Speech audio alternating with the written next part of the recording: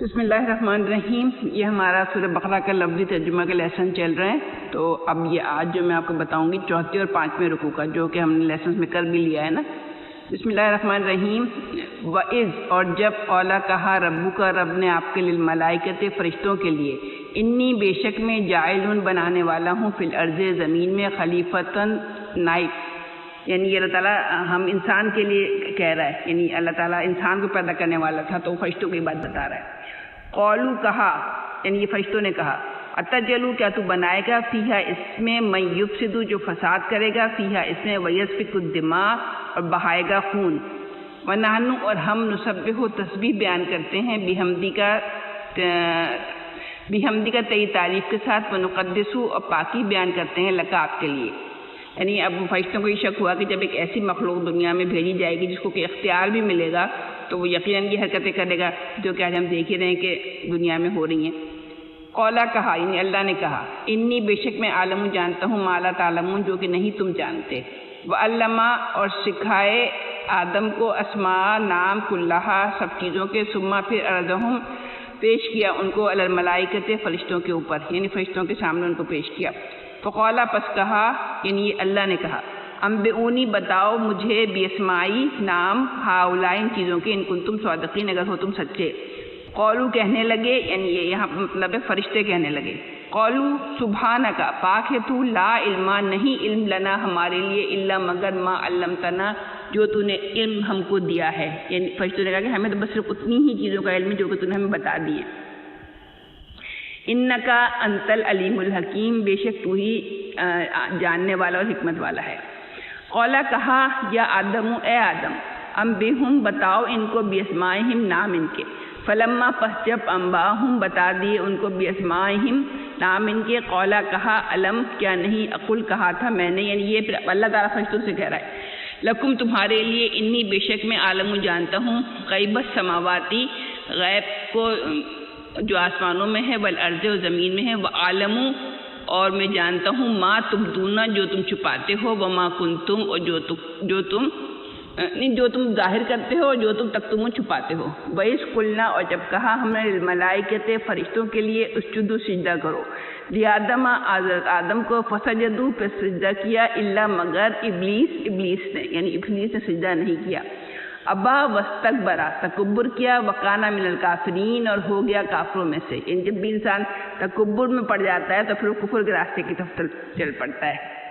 وقلنا اور کہا ہم نے، یا آدم اسکن اے آدم رہو، انتا تم، وزوجک الجنت اور بیوی تمہاری جنت کے اندر، وکلا اور کھاؤ منہا اس میں سے، رغدن حیثو شئتما جو بھی مطلب تم چاہو، ولا تقربا اور لیکن نہیں قریب جانا، حاضر شجرتا اس طرح کے، فتکونا من الظالمین پس تم ہو جاؤ گے من الظالمین. یعنی تمام جنت میں ان کو کھانے پینے کی سب چیزوں کی آزادی دے دی گئی تھی، لیکن صرف ایک درخت کو اللہ تعالیٰ نے منع کر دیا تھا کہ اس طرح کا پھل تم لوگ ہرگز نہیں کھانا.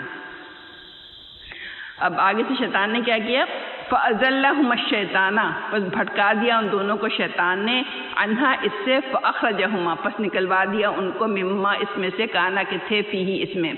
وَقُلْنَا اهْبِطُوا اور کہا ہم نے اتر جاؤ، بعضکم بعض تمہارے بعض سے بعض کے، عدوٌ دشمن ہوں گے، وَلَكُمْ اور تمہارے لیے فی الارض زمین میں مستقرٌ ٹھکانا ہے، وَمَتَاعٌ إِلَىٰ حِین اور یہاں ایک مدت تک یہیں رہنا ہے. فَتَلَقَّىٰ پس سکھائے آدم کو، من ربی اس کے رب نے، کلمات، فتابہ علیہ پس توبہ کی، علیہ اوپر ان کے، انہ هو التواب الرحیم بے شک وہی توبہ قبول کرنے والا اور رحم کرنے والا ہے.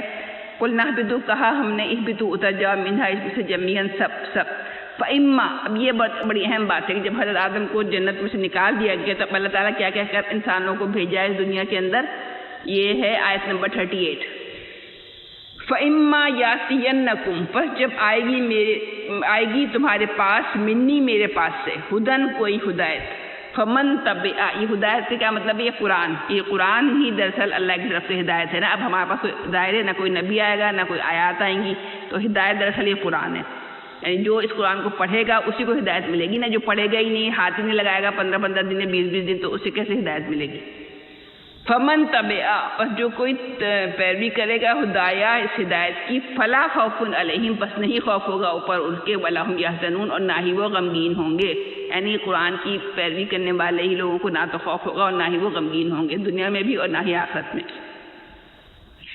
والذین کفروا، اور لیکن جن لوگوں نے کفر کیا، وکذبوا، جھٹلایا، بیااتنا، ہماری آیتوں کو. جھٹلانے کا مطلب یہ ہے کہ بندہ یا تو پڑھے ہی نہیں یا پڑھے بھی تو بھی اگنور کر دے، تو اس کو جھٹلانا کہیں گے. اولئک اصحاب النار، یہی رہنے والے ہیں، اصحاب مانے لوگ ہیں، نار مانے ہوتا ہے آگ کے. ہم فیہا خالدون، وہ اس میں ہمیشہ رہیں گے. یہ آیت نمبر 39 تک ہو گیا اور یہ ایک رکوع یہاں پہ ختم ہو گیا. اب اگلا رکوع ہے، یہ میں نے پہلے بتایا تھا نا کہ یہاں 13-14 رکوع تک بنی اسرائیل کا ہی سلسلہ تذکرہ چلتا رہے گا. اور بنی اسرائیل کون سی قوم تھے؟ یہ حضرت موسیٰ کے ماننے والی قوم تھے نا. جیسے ہم اب امت مسلمہ ہیں، رسول اللہ کے ماننے والے، تو ہم سے پہلے یہ بنی اسرائیل تھے. یا بنی اسرائیل اذکروا، اے بنی اسرائیل نے یاد کرو، نعمتی التی، میری نعمت کی جو انعمت، انعام کیا تھا میں نے تو علیکم، اوپر تمہارے. اوفو بعہدی، اور تم پورا کرو عہد میرا. اوفی بعہدکم، میں پورا کروں گا عہد تمہارا. وإیایا فرحبون. وآمنوا، اور ایمان لاؤ، بما انزلت، جو نازل کیا گیا ہے، مصدقا لما معکم، تصدیق کرنے والا ہے جو تمہارے پاس ہے. ولا تکونوا، اور نہ تم ہو جاؤ اولا کافر بہ، پہلے ہی کافر اس کے ساتھ. ولا تشتروا، اور نہ تم بیچ ڈالو میری آیتوں کو، ثمنا قلیلا، تھوڑی سی قیمت پر. وإیایا فاتقون، اور تم خوب فتقون مانے پس بچو. ولا تلبسوا الحق، اور نہ تم ملاؤ حق کو بالباطل، ساتھ باطل کے. وتکتموا الحق، اور تم چھپاتے ہو حق کو. وانتم تعلمون، اور تم جانتے ہو. وَأَقِیمُوا الصَّلَاةَ وَآتُوا الزَّکَاةَ، اور قائم کرو نماز. اور اب دیکھیں نماز کے لیے نا صرف پڑھنے کا لفظ نہیں آیا ہے، بلکہ یہ آیا قائم کرو نماز. آپ جہاں پر بھی ہوں، اپنے گھر میں ہوں، اپنے ہاسپٹل میں ہوں، آپ کی کوشش ہونی چاہیے کہ آپ نماز کو پوری طریقے سے صحیح سارے اس کے ارکان کے ساتھ پڑھیں، اور دوسروں کو بھی اس کی طرف موٹیویٹ کریں. وَارْكَعُوا مَعَ الرَّاكِعِينَ، اور رکوع کرو ساتھ سجدہ کرنے والے کے. أَتَأْمُرُونَ النَّاسَ، کیا تم حکم دیتے ہو لوگوں کو، بالبر، نیکی کا، وتنسون، اور بھول جاتے ہو اپنی جانوں کو. وانتم تتلون الکتاب، اور تم کتاب پڑھتے ہو. افلا تعقلون، کیا پس نہیں تم عقل رکھتے. واستعینوا بالصبر والصلاۃ، اور صبر مانگو صبر سے اور نماز کے ساتھ. یعنی جب انسان بہت پریشان ہو، مصیبت میں ہو، تو جن دو چیزوں سے اللہ تعالیٰ نے مدد مانگنے کو، ہیلپ مانگنے کو کہا گیا ہے، وہ ایک تو ہے صبر اور دوسرا ہے نماز. وَإِنَّهَا، اور بے شک وہ لَكَبِيرَةٌ، البتہ بڑی ہے، إِلَّا مگر عَلَى الْخَاشِعِينَ، اللہ کی خشیت رکھنے والوں کے لیے. یعنی کہ نماز پڑھنا ایک بہت بھاری کام ہے، لیکن ان لوگوں کے لیے نہیں بھاری کام ہے جو کہ اللہ کا ڈر اپنے اندر رکھتے ہیں. الذین، وہ لوگ کہ جو یظنون، گمان رکھتے ہیں، انہم، یہ کہ وہ ملاقات کرنے والے ہیں رب سے اپنے. وانہم الیہ راجعون، اور یہ کہ وہ اسی کی طرف پلٹنے والے ہیں. صدق اللہ العظیم. یہ 2 رکوع ہو گئے.